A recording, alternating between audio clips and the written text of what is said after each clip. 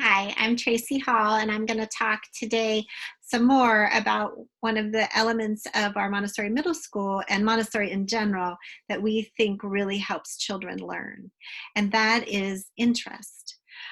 We believe that when children have a choice, they're much more engaged and learn much faster. And there's evidence that supports that today. Paul Silva from the University of North Carolina says that interest has both an affective or emotional component and a cognitive or thinking component to it. So the emotional element of interest is positive across the board. When people are interested in doing something and they really want to engage with it, they have feelings of being enthralled, invigorated, energized, captivated. In fact, the concept of flow describes that state of engagement with something where you're just feeling that sense of deep engagement and enthrallment in what you're doing. That's something we hope for every child that's in Montessori, that they experience that.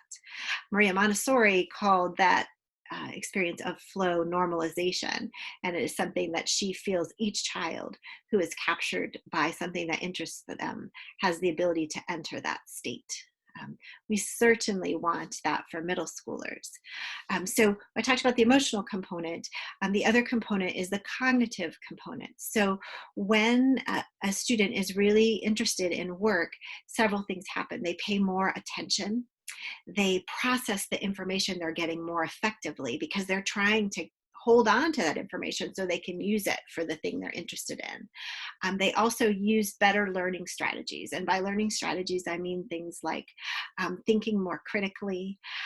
They're trying to connect old knowledge that they already have to the new knowledge that they're gaining because they want to use them together to be better at what it is they're interested in. Also, they're not going to just have that along the surface kind of engagement with what they're learning, but they're going to deeply dive into the structure of what's being offered. So interest really makes a difference in that way. Also, the executive function skills can be strengthened when someone's really interested in something because they're more likely to pay attention, they're more likely to persist. They also are just going to regulate themselves better in order to engage with something that they really want to engage in. Um, and they're likely to work harder because it's something that they're interested in. So when we talk about interest and choice, it doesn't mean that now we're going to say, well, the way that they learn best is for them to choose. So go choose. What do you want to learn? It's wide open. The day is yours. Instead, we're going to make sure that everything we offer, or most of what we offer, gives them an option across an array of areas of choice. So when they're offered something to do, they might be able to make a choice about content. So say we're studying revolutions, they could study the American Revolution, or they could study a revolution that occurs somewhere else in the world and how those revolutions impacted people. Or they could have a choice around the process. So how are they going to learn? Say they're doing research on revolution. They could use the internet and do online research. They could collaborate with someone else as they're doing that research. They could do an interview of someone, or they could look at research in a book. And perhaps one child or another will want to do all of those things. So some choice in the process. Also some choice in the product. So they're studying some sort of a revolution. Maybe their end product is an essay about that.